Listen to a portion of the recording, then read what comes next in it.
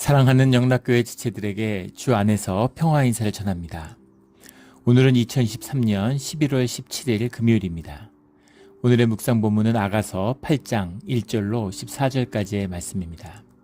오늘 본문 말씀 8장 1절부터의 말씀은 이렇게 시작합니다. 내가 내 어머니의 젖을 먹은 오라비 같았더라면 내가 밖에서 너를 만날 때 입을 맞추어도 나를 업신여길 자가 없었을 것이라. 술람미 여인의 고백이죠. 서로 결혼을 하고 서로 정답고 서로 그리워하는, 근데 같이 하고 부부가 될수록 더 그리운 그런 사랑의 깊이를 표현하고 있습니다. 내가 내 어머니의 젖을 먹은 오라비 같았더라면 이게 무슨 말일까? 이제 히브리 사람들, 유대인들은 만나면 이제 서로 뽀뽀를 하면서 이렇게 인사를 하죠. 중동 전체 인사법입니다. 팔레스타인의 인사법이죠. 만나면 서로 이쪽 볼 한번, 저쪽 볼 한번 이제 뽀뽀를 하고 서로 허그하고 이렇게 인사를 하는 거죠. 근데 밖에서 내가 너를 만날 때 입을 맞추어도, 그러니까 지금 저 외간 남자잖아요. 근데 외간 남자인데 친남매, 친자매, 친남매로 자라면 뭐 이런 게 자연스럽겠지만 외간 남자를 만나서 그렇게 밖에서 입을 맞춘다? 이런 것은 이제 상상하기 어려운 문화인 거죠. 그래서 서로 이제 연애를 할 때, 이럴 때 만약에 밖에서 이렇게 입을 맞추면 사람들이 이제 나를 업신여길 자가 없었을 것이라. 업신여긴다는 건 그런 행동을 하는 것을 뭐 일종의 매매춘의 형태 같이 보는 거죠. 그리고 호객으로 보는 겁니다. 근데 그렇게 보지 않았을 텐데, 이런 거죠. 네가 오라비였고 내 친형제였다면 우리가 밖에서 허그하고 우리가 밖에서 볼을 비비고 입 맞추고 이런다고 누가 뭐라 그러겠냐. 그런데 이제 그런 것이 눈치가 보이는, 그런 거에 대한 이제 아쉬움을 노래하고 있는 겁니다. 그러니까 마음껏 서로 얼마든지 정답게 정을 나눌 수 있을 텐데, 우리 어제 말씀 7장에 나오는 것처럼 사람들이 없는 곳에 가서, 포도원에 가서 이렇게 우리가 사랑을 나누고 싶다라고 하는 마음의 고백, 이런 것이죠. 세상에 우리 둘만 있었으면, 연애해 보신 분들은 그게 어떤 마음인지 아시죠. 그래서 그런 세상은 간 곳 없고 구속한 주만 보이더라 라고 하는 이제 그런 우리 찬양의 고백처럼, 세상에 너와 나 단둘이만 있으면 얼마나 좋을까, 이런 고백입니다. 2절에 내가 너를 이끌어 내 어머니의 집에 데리고 내게서 교훈을 받았으리라. 나는 향기로운 술 곧 석류즙을 내게 마시게 하겠고. 내가 너를 이끌어 내 어머니의 집에 데리고 라고 하는 것, 그렇게 친밀한 사이고 가까운 사이였더라면, 그렇다면 아무 꺼리낌 없이 그렇게 집으로 끌어들였을 텐데, 집으로, 엄마의 집으로. 우리 앞에서도 그런 고백이 있었죠. 어머니의 집, 또 어머니의 집 가운데 내가 태어난 방, 그런 곳으로 이제 끌어들인다라는 거죠. 그러니까 그만큼 뭐 스스럼이 없는 부부의 관계, 하나됨의 관계를 노래하고 있는 거죠. 내게서 교훈을 받았으리라. 이게 무슨 말일까에 대한 이제 여러 가지 이제 해석들이 있는데, 솔로몬이잖아요. 솔로몬이 지혜의 상징이죠. 지혜의 왕이잖아요. 그러니까 그 솔로몬으로부터 교훈을, 그 지혜를 얻을 수 있었을 텐데, 그런 교제를 얻을 수 있었을 텐데, 이제 이런 이야기죠. 또 반대로 솔로몬과 주님의 교제라고 한다면, 그 솔로몬이 지혜를 얻은 게 주님이잖아요. 성령과 함께하는 것 속에서 지혜를 얻게 되죠. 그게 지혜의 비밀이고 성결의 비밀이고 영의 비밀입니다. 뭘 특별히 배워서가 아니라, 교훈을 받아서가 아니라, 우리의 영이 열리면, 우리가 본질 세계에 가서 닿게 되면, 그러면 삶의 이 현상 가운데 존재하는, 숨어있는 실제가 보이는 거죠. 그걸 이제 지혜라고 얘기하잖아요. 지혜인 거죠. 우리 랍비에 관한 많은 이야기들, 지혜, 탈무드에 나오는 이야기죠. 탈무드에 나오는 얘기는 아니고 랍비의 전승 가운데 나오는 이야기인데, 그 유럽에서 이제 전쟁이 임하는데 폴란드에 이제 독일이 쳐들어왔을 때 이야기라고 합니다. 근데 이제 한 마을이 있는데 유대인들이 사는 게토죠. 그런데 이상한 이제 사람의 음성, 비명 소리 같은 게 계속 들리는 거예요. 어떤 집 마당에서. 그러니까 이제 랍비가, 동네 장로들이 모여서 이제 랍비를 청한 거죠. 이거 어떻게 된 거냐. 사람들 다 두려워하고 불안해하는 겁니다. 랍비가 찾아왔는데 동네에 가장 바보를 데려다가, 네가 집에 들어가서 왜 어디서 그런 소리가 나는지 좀 알아봐라, 이렇게 얘기를 했다는 거죠. 했더니 이제 동네마다 바보가 예전에 보면 한 명씩 있잖아요. 그래서 그 집에 들어가서 쭉 돌아보고 나왔는데, 그래서 어디서 왜 소리가 나느냐 이렇게 물어보니까 바보가 뭐라 그러냐면 아무 걱정하실 필요가 없다고, 나무에 구멍이 나가지고 그 구멍 사이로 이렇게 바람 소리가 들리는 거, 바람이 나가는데 이렇게 바람 소리 같고 귀신 소리 같이 그렇게 비명 소리 같이 들리는 거라고, 아무 걱정할 거 없다고 그렇게 얘기를 하더라는 거예요. 그래서 사람들이 안도의 한숨을 내쉬는데 랍비가 얼굴이 하얘진 거죠.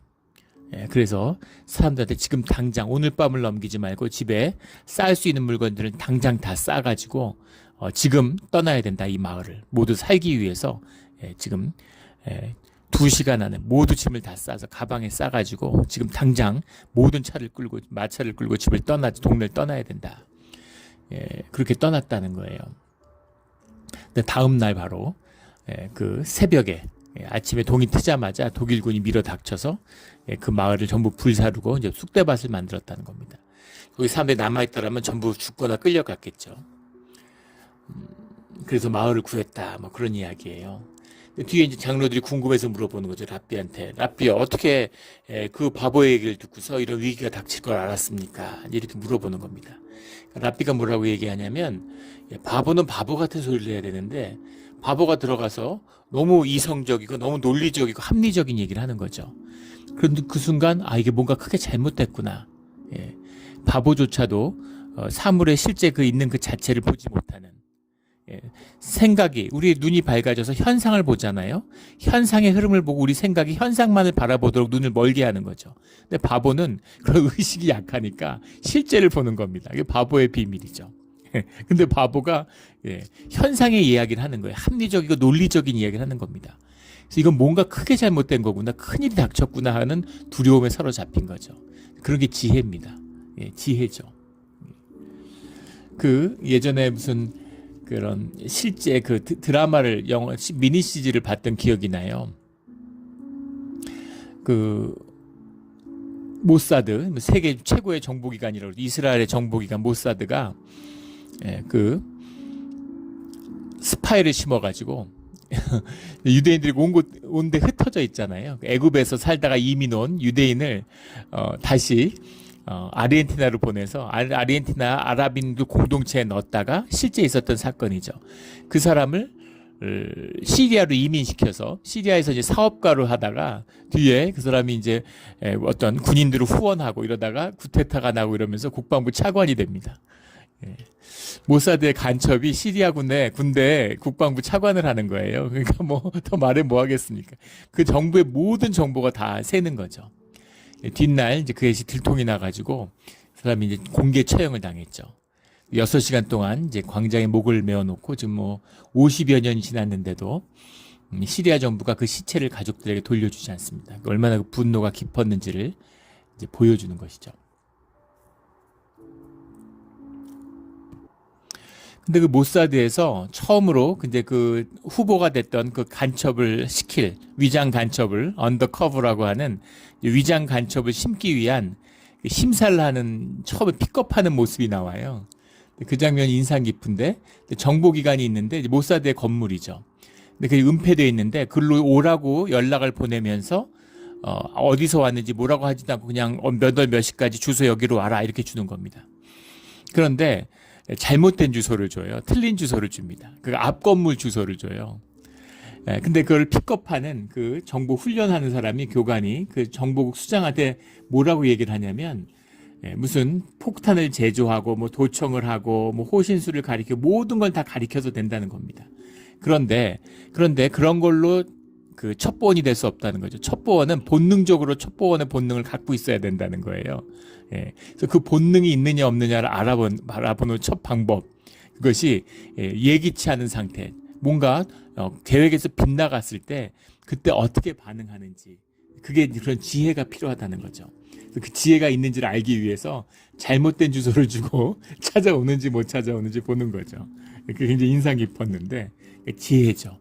지혜입니다. 공부에서 배울 수 없는, 무슨 전수에서 배울 수 없는 그 지혜입니다. 그 지혜라는 건 교제를 통해서 얻어지는 거죠. 그 지혜를, 그 교훈을 내가 얻었을 텐데, 이제 이런 표현을 하고 있습니다. 물론 이 노래는 연인의 노래죠. 너와 대화했으면 그거 더 좋았을 텐데, 나는 향기로운 술 곧 석류즙으로 내게 마시게 하였고, 석류즙을 마신다는 게 사실은 유대 전승 가운데서는 이게 굉장히 성적인 표현이라고 해요. 석류즙이라고 하는 것이 굉장히 상징적이잖아요. 이것이 이제 성적인 어떤 그런 관계를 의미하는 것이다. 뭐 이런 주석도 있습니다. 3절에 너는 왼팔로는 내 머리를 고이고 오른손으로 나를 안았으리라. 2장 6절에 나왔던 말씀이 연인이 같이 이렇게 왼팔에 머리를 괴이고 오른팔로 안고 해서 옆으로 누워있는 그런 모습을 보여주고 있죠. 4절에 예루살렘 딸들아 내가 너희에게 부탁한다. 내 사랑하는 자가 원하기 전에는 흔들며 말며 깨우지 말지니라. 2장 7절과 3장 5절에 나왔던 말씀이 이제 반복되고 있습니다.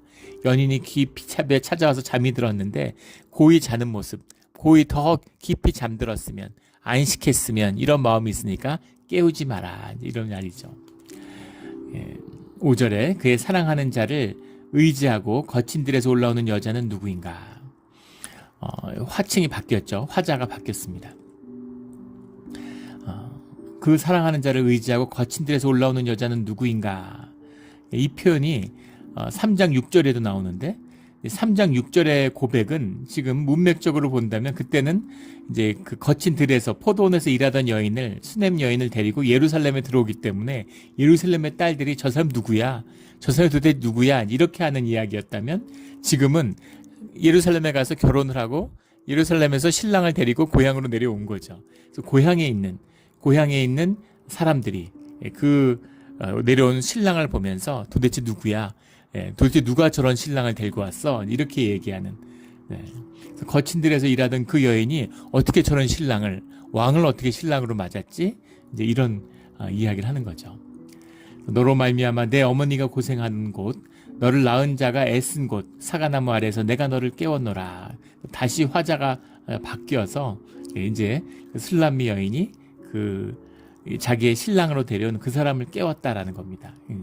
잠만 자고 있으면 안 되겠죠. 처갓집에 내려와서 내가 어머니가 고생하던 곳 그곳에서 내 신랑이 잠을 깨어났다. 이렇게 고백하고 있는 겁니다. 6절에 너는 나를 도장같이 마음에 품고 도장같이 팔에 두라.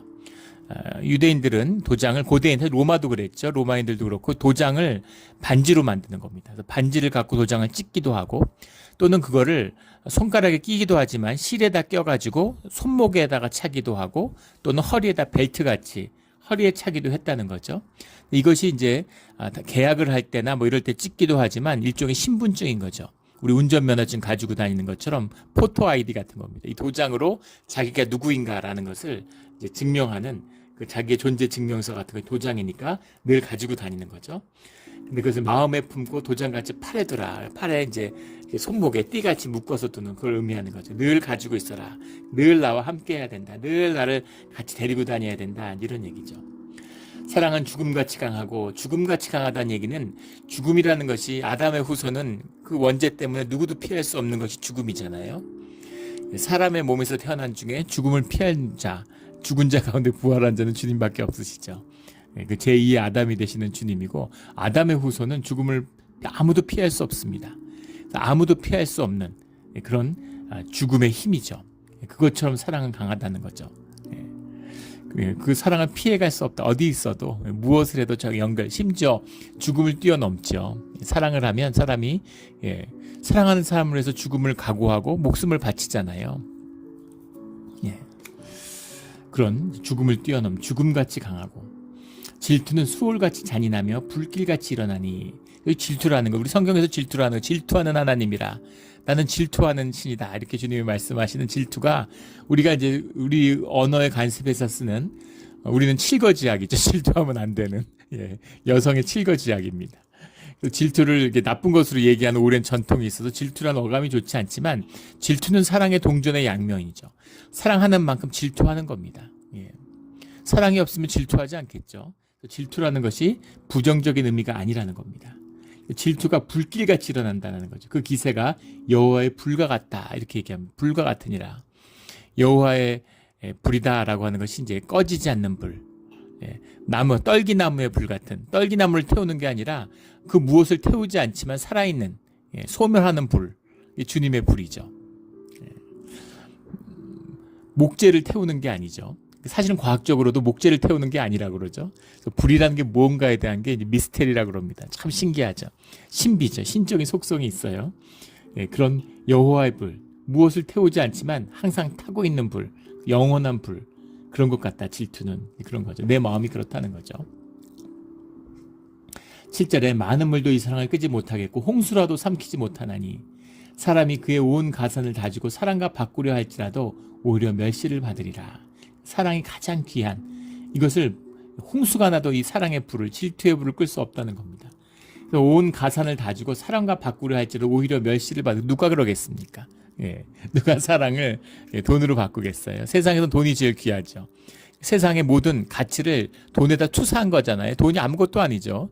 종이에다 잉크 칠한 거 아닙니까? 아무 무가치한 것인데 이거야말로 우상 중의 우상이죠. 사람들의 모든 가치, 그걸 보편적인 가치로 돈에다 투사한 거예요. 돈을 제일 가치 있다고, 돈을 소유하면 세상의 모든 걸 소유한 것처럼 기뻐하는 것이죠. 그러나 돈을, 세상에 진짜 귀한 것은 돈으로 살 수 없습니다. 가족, 사랑, 인내, 온유, 평화, 기쁨, 이런 것들을 사랑으로 어떻게 사겠어요? 건강, 사랑으로 살 수 없는 것들이 진짜 귀한, 돈으로 살 수 없는 것이 진짜 귀한 것이죠. 누가 돈을 주고 사랑을 바꾸려고 하면 멸시하겠죠. 저런 천박한, 사랑이 뭔지도 모르고 어떻게 돈 따위로 사랑을 살 수가 있어. 이렇게 얘기하지 않겠습니까? 자식을 한번 생각해 보세요. 우주를 준다고 자식과 바꾸겠습니까? 그런 것이죠. 그래서 사랑과 바꾸려고 할지라도, 가산을 다 주고 사랑과 바꾸려고 할지라도 오히려 멸시를 받으리라, 이런 거죠. 일반적으로는 이 7절에서 이제 아가서의 고백이 끝났다고 얘기합니다. 그럼 8절은 부가적으로 나중에 붙었을 것이다. 뭐 이렇게 문학적인 해석을 하기도 하는데, 뭐 계속 이어서서 봐도 시잖아요. 시라고 하는 것은 부조리의 문학이죠. 시가 논리적으로 연결되면 시가 아니죠. 우리의 무의식에, 우리의 영의 노래를 노래하는 거잖아요. 그리고 우리가 의식적으로 이해하려고 하는 것이지, 사실 영이라는 건 영으로 받는 거죠. 우리 청산별곡 나눴잖아요. 청산의 살얼이랐다, 청산의 살얼이랐다. 얄리얄리얄라성 얄라리얄라. 얄리얄라성 얄라리얄라. 그걸로 그냥 그걸 마음으로 느껴야 되는 것이죠. 그거를 의미와 뜻과 논리를 찾으면 이미 그 시가 아닌 것이죠. 그래서 이게 마음으로 쭉 통하는 것을 마음으로 받는 겁니다. 아가서는 그냥 한 10번씩 이렇게 쭉 읽으면 마음에 와 닿는 것으로, 그렇게, 우리 묵상도 물론 그렇게 하지만 그렇게 다가가는, 마음에서 마음으로 받는 그런 말씀이어야 되는 거죠. 8절에 우리에게 있는 작은 누이는 아직도 유방이 없구나. 그가 청혼을 받는 날에는 우리가 그를 위해 무엇을 할까? 이 고백이 무슨 고백일까? 누구의 고백일까? 그래서 앞에 어머니의 젖을 먹은 오라버니 같았더라면 이런 표현이 나왔기 때문에 신부의 오빠들이, 이 신부가 술람미 여인이 어렸을 때 했던 이야기일 것이다. 이거는 이제 앞뒤를 맞춰서 논리적으로 꽤 맞춘 이야기죠. 아니면 지금 결혼한 술람미 여인이 자기의 리틀 시스터, 자기의 어린, 아직 나이 어린 누이를 보면서 하는 이야기다. 뭐 이렇게도 고백을 합니다. 근데 누구의 고백이든 뭐 중요하지 않은 것 같아요. 아직 성숙하지 않은 작은 누이, 하지만 자라날 거고, 언젠간 연인을 만날 거고, 언젠간 결혼을 하겠죠. 그가 청혼 받는 날에 우리가 그를 위해 무엇을 할까? 그러니까 결혼을 준비하는 가족이 그 결혼 가운데 함께 하는 거죠. 가족이 하나니까 그 결혼을 할 때 모두의 기쁨으로 받는 거잖아요. 그래서 그 누이가 결혼하는 날 우리가 무엇을 할까? 가족이 무엇을 할까? 이런 고백이죠. 근데 또 재밌는 것은 아가서 전체를 읽어도 어머니의 얘기가 나오고 오라버니의 얘기가 나오고 누이의 얘기가 나오는데 아버지 얘기는 안 나옵니다. 왜 아빠 얘기는 안 할까? 그것도 신기하죠. 그걸 보는 견해 중에는 실제 우리 아비상 얘기도 나누었던 것처럼 술람미 여인이 실제적인 구체적인 인물이었기 때문에 그의 가정사가 반영될 것이다. 여기 거친들에서 일하는 여인의 얘기처럼 아버지 없이 고생하면서 자란, 그런 어려움 속에서 자란, 어머니가 고생한 곳, 이런 말씀이 오늘 5절에 나오잖아요. 그래서 어머니가, 보통 남자가 농사를 짓는데 어머니가 왜 포도밭에서 그렇게 고생을 했을까? 그래서 아버지가 없이 자랐을 것이다. 보통 이제 아버지가 없이 자란 딸들이 겪는 여러 가지 어려움들이 있죠. 심리학적인 어려움도 있고 사회 경제적인 어려움들이 당연히 있었을 겁니다. 그래서 그런 어려움 속에서 자란 구체적인 실제의 인물이기 때문에 그렇다. 근데 설득력이 있는 이야기입니다. 그런 이야기도 있고, 또 아버지라는 것이 이제 주님을 향한 표상이 되기 때문에 아버지를 만난 남편이지만 우리가 만나는 혼인잔치 신부지만 그렇게 만나는 남편이 아버지가 되는 것이죠. 아버지의 비유잖아요. 성모 마리아, 마리아가 예수님을 낳았는데 마리아는 육신으로 보면은 예수님의 어머니죠. 하지만 영적으로 보면 예수님의 딸이기도 합니다. 아들이지만 아버지가 되는 영적인 표현인 것이죠. 그래서 아버지에 대한 표상이 주님이기 때문에 하나님에 대한 표상이 아버지이기 때문에 그 아버지와 주님을 동격으로 두는 우리가 하나님 아버지 이렇게 얘기하잖아요. 그래서 아버지가 가지는 여러 가지 그런 표상의 의미가 있는 거죠. 그런 걸 담았기 때문에 남편이고 아버지고 형제고 연인이고 그런 관계의 표상으로서 다뤘기 때문에 살아있는 아버지 얘기가 안 나오는 것일 것이다. 뭐 이런 해석도 있습니다. 그러니까 어떤 해석이든 간에 이제 그 가족의 고백인 거죠. 근데 그가 성벽이라면 우리가 음망대를 그 위에 세울 것이요. 9절의 말씀에 그가 문이라면 우리는 백향목 판자로 들으리라. 성벽과 문이라고 하는 것은 이 신부 아직 어린 아직 결혼하기 전에 청혼을 받지 않은 신부의 순결을 의미하는 거죠. 성벽과 문이라는 건 이제 지키는 그런 거니까 성벽과 문을 이제 그 시대의 여성의 어떤 순전함, 순결성의 표현으로 상징으로 썼다는 얘기입니다. 성벽과 문이라면 음망대를 세우고 음망대를 세운다는 게 뭐예요? 백향목 판자, 일반 가정에서 백향목 왕궁에다 두르는 거죠. 일반 가정에서 문짝을 백향목으로 두르는 것. 지금도 백향목이 귀하지만 그 시절에 레바논에서 백향목을 끌고 온다는 게 보통 일이겠어요? 그리고 내가 돈 있으면 가서 끌고 왔을까요? 나라가 다른데 국가 간의 관계가 있어야 되는 것이죠. 예. 그렇죠. 무슨 시베리아에 석유가 있다고 사할린에 가스가 난다고 해서 우리나라가 가서 한국이 가서 가스를 퍼올 수 있습니까? 못 퍼오죠. 그거 퍼오면 전쟁 나잖아요. 돈 있다고 사오는 게 아닙니다. 지금 돈 있어도 못 사오잖아요. 유엔이 사회가 러시아를 제재하니까 북한을 제재하잖아요. 북한에 아무것도 돈도 못 주고 사오지도 못합니다. 그런 거죠. 그런 것처럼 이 백향목 판자를 문에다 두른다 이런 거는 이제 왕의 권위입니다. 왕 같은 권위를 말하는 거죠. 음망대를 세운다 이거면 더한 것이죠. 누가 음망대를 세우겠어요? 어떤 부자 나라도 지금도 마찬가지죠. 망대를 은으로 세울 수 있는 나라는 없을 겁니다. 음망대를 세운다, 백향목 판자를 두르겠다 이런 얘기는 가족의 헌신을 의미하는 거죠. 할 수 있는 걸 내가 할 수만 있다면 뭐가 아깝고 무엇을 아끼겠느냐 이런 거죠. 그러니까 뭐든지 헌신, 무한한 헌신, 가족의 헌신 이런 걸 상징하는 거죠. 성벽이라면 음망대를 두르고 문이라면 백향목 판자를 두르겠다. 이런 헌신의 고백입니다. 10절에 나는 성벽이요 내 유방은 망대 같으니 그러므로 나는 그가 보기에 화평을 얻은 자 같구나. 이런 헌신을 받은 이런 사랑을 받은 나는 그가 보기에 화평을 얻은 자 같구나. 그가 누구냐? 솔로몬 왕일 수도 있고 또 주님일 수도 있고 근데 화평을 얻은 자 같구나. 근데 오늘 말씀 가운데 통하는 그 중요한 흐름이 있어요. 11절에 보면 솔로몬이 바알 하몬의 포도원에 있어 지키는 자들에게 맡겨두고 그들로 각기 열매로 말미암아 은천을 바치게 하였구나.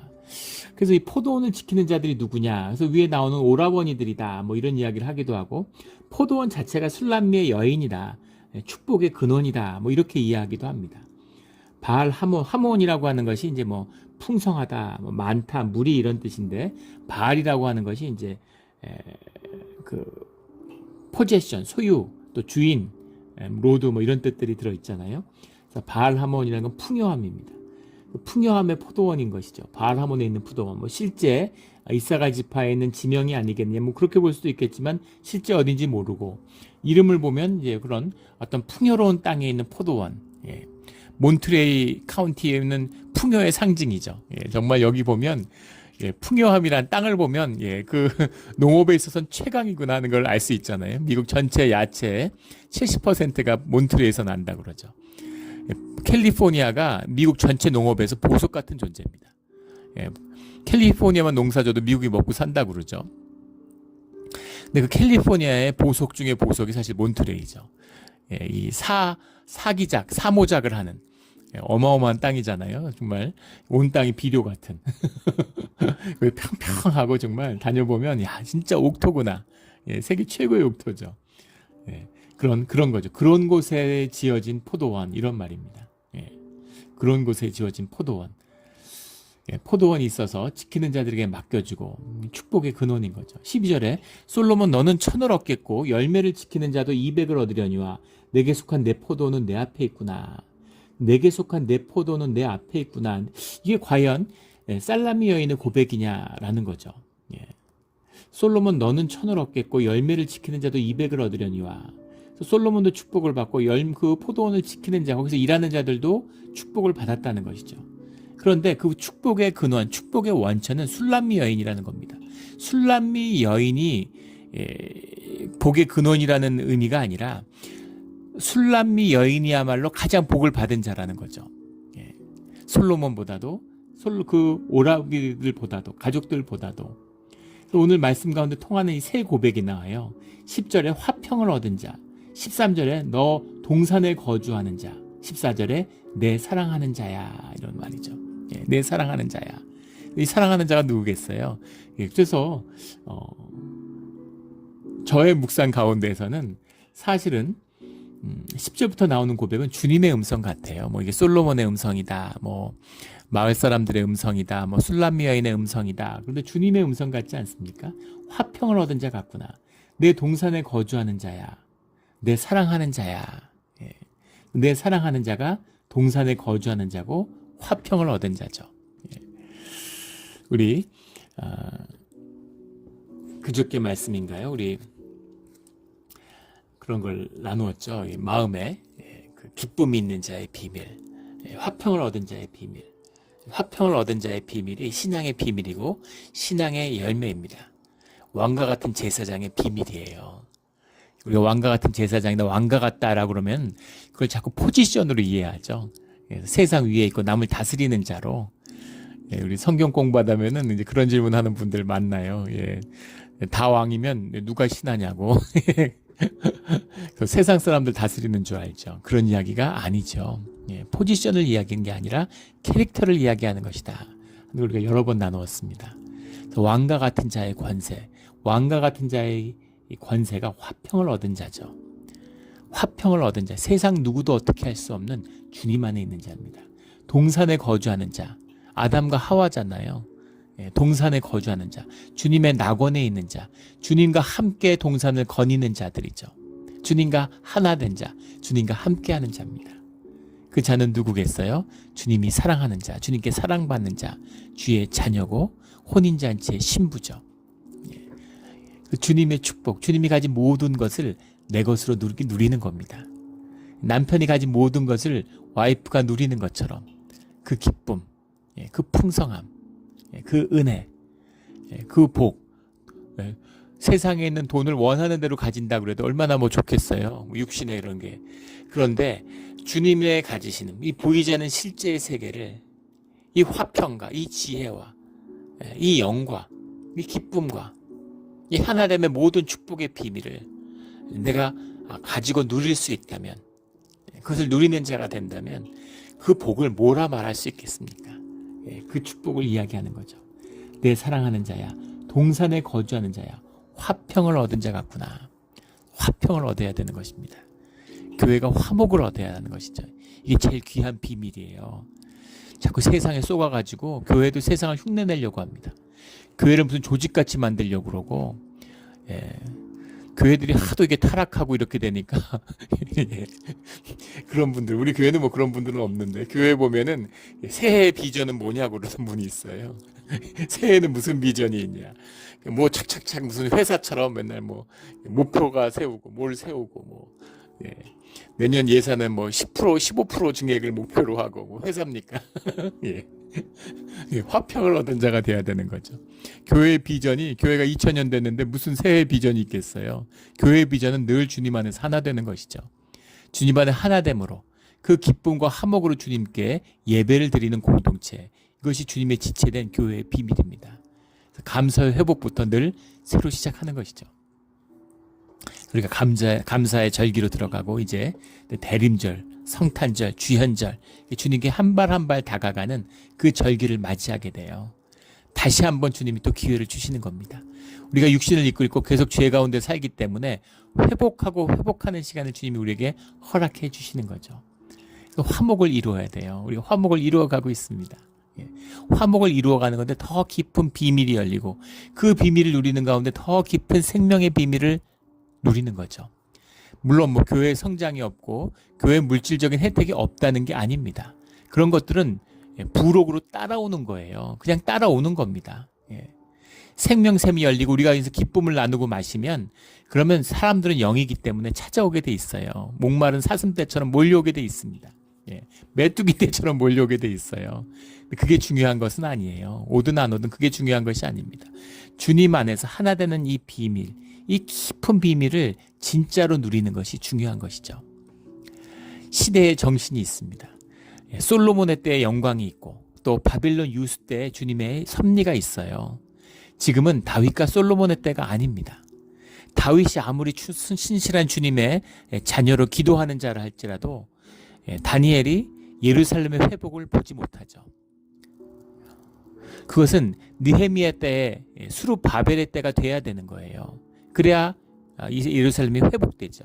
근데 그것은 솔로몬과 다윗 때의 예루살렘하고 비교도 할 수 없습니다. 그렇다고 해서 주님의 영광이 부족하거나 주님의 주시는 은혜가 부족한 것이 아니에요. 바벨론의 유수도 세상 현상으로 보면 좋고 나쁘고 뭐 이건 망한 것 같고 솔로몬의 때는 흥한 것 같지만 영적으로 눈으로 보면 솔로몬의 때가 오히려 망하는 것이고 솔로몬의 바벨론의 유수 때가 주님 안에서 영이 살아나고 회복되는 때입니다. 이거를 보는 것이 우리의 신앙이고 믿음이죠. 지금은 바벨론의 유수의 때와 같은 겁니다. 가짜는 다 죽고 진짜만 남는 시대예요. 어설프게 종교를 흉내내고 종교의 열심으로 주님의 영광을 가리면 안 됩니다. 진짜가 돼야 돼요. 이게 아가서의 정신입니다. 진짜를 누리는. 한국에서 쇼윈도우 부부라고 그래요. 좀 과장된 얘기겠지만 이렇게 조건을 다 맞춰갖고 결혼하는 거죠.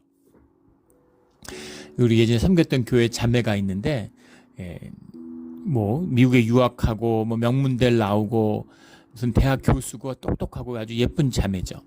근데 공부하고 그러다 보니까 나이를 먹었어요. 뭐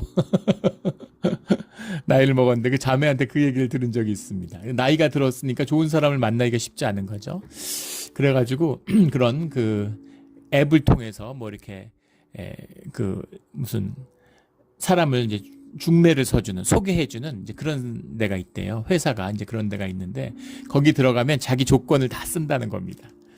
그러면은 이제 등급을 매겨준대요. 이렇게 너는 1등급, 너는 2등급, 너는 뭐 5등급 이런 식으로 이렇게 그 너 수준을 그 사회적 지위와 이걸 다 맞춰가지고 그 등급 안에서만 이걸 만날 수 있는 거죠. 그런데 자기는 이제 당연히 1등급이라고 생각했는데 다 넣으니까 3등급이 나왔다는 거예요. 그래서 이제 1등급은 누군지 한번 보고 싶고 알아보고 싶은데 1등급을 알려주지 않고 넌 3등급이니까 3등급만 만나 이렇게 되는 거죠. 그래서 굉장한 충격을 받고 그 불쾌함과 기분 나쁨을 이루 말할 수가 없다. 그 귀한 세상에 누구도 비교할 수 없는 그 존귀함을 가진 신부가 왜 그런 추잡한 사이트에 가서 그런 회사에 가서 자기의 등급을 알아보려고 합니까? 세상이 나를 어떻게 보는지가 왜 궁금해요? 주님이 나를 어떻게 바라보는지, 내가 나를 어떻게 바라보는지가 중요한 거죠. 주님을 받은 자, 화평을 얻은 자의 은혜가 있어야 되는 거죠. 그래서 그렇게 맞춰가지고 결혼을 해서 쇼윈도우 부부라고 그러는데요. 쇼윈도우 부부. 멋있게 보이는 삶의 동맹을 맺는 거죠. 그렇게 과장되진 않았더라도 그런 부부가 얼마나 많습니까? 삶의 동맹. 험한 세상에서 우리가 힘을 합쳐가지고 어떻게든 살아내자. 자식들을 어떻게든 키워내자. 이런 식으로 살림 동맹을 맺은 그런 부부가 얼마나 많습니까? 그게 부부가 아니라는 거죠. 같이 살지만 우리 아가서에 나오는 것처럼 같이 부부예요. 같이 살아요. 그런데 너무너무 그리워가지고 너무 그리워서 사람들 아무도 없고 우리 둘만 살았으면 좋겠어. 이런 고백이 나오는 진짜 부부의 비밀. 그 비밀이 주님과 우리가 하나 되는 비밀이라는 거죠. 그리고 주님과 나와 하나 되는 비밀이 있어야 그 부부의 하나됨, 가족의 하나됨, 교회의 하나됨, 이것이 회복되고 이루어진다라는 말씀입니다. 이 깊은 맛을, 이 비밀을, 이 기쁨을, 목숨을 바꾸자는 우리 믿음의 조상들이 이것을 생명과 바꾸는 겁니다. 현상의 육신의 생명은 아무것도 아닌 거죠. 어차피 우리의 생명은 영원한 것이기 때문에 이 기쁨을, 주님의 이름을 그 무엇과도 바꿀 수 없는 겁니다. 이러한 깊은 신앙이 오늘 우리의 믿음의 삶의 내용이 되기를 예수 그리스도 이름으로 축원합니다. 아멘. 기도드리겠습니다. 하나님 아버지 감사합니다. 주님의 은혜 가운데서 우리 아가서의 말씀을 마쳤습니다. 아가서의 말씀이 너무 난해하고 어려워서 또 이것을 나누는 것이 뭔가 불편함이 있어서 늘 미뤘습니다. 그런데 우리 마지막으로 우리 7년 동안 말씀을 일일 묵상과 강해를 나누었는데 그 마지막으로 아가서의 말씀을 나눴습니다. 주님이 보여주시는 것밖에는 우리가 알 수 없습니다. 우리가 어떻게 주님을 알겠습니까? 하지만 주님을 우리에게 계시하신 말씀을 주셨습니다. 우리 말씀 가운데 주님이 주시는, 주님과 하나 되는 그 비밀을 말씀을 통해 받았사오니, 교회를 통해 받았사오니, 교회와 말씀을 통해서 보이지 않는 것을 보고 살 수 없는 것을 살고 현상을 살지만 현상 가운데 숨어있는 그 실제를 보고 누리는 그런 우리의 축복된 삶이 되게 하여 주시옵소서. 감사합니다. 감사합니다. 우리의 모든 것이 주님의 은혜가 아니었음이 없음을 주님 앞에 다시 한번 고백하며 감사를 드립니다. 감사하며 예수 그리스도 이름으로 기도드렸습니다. 아멘.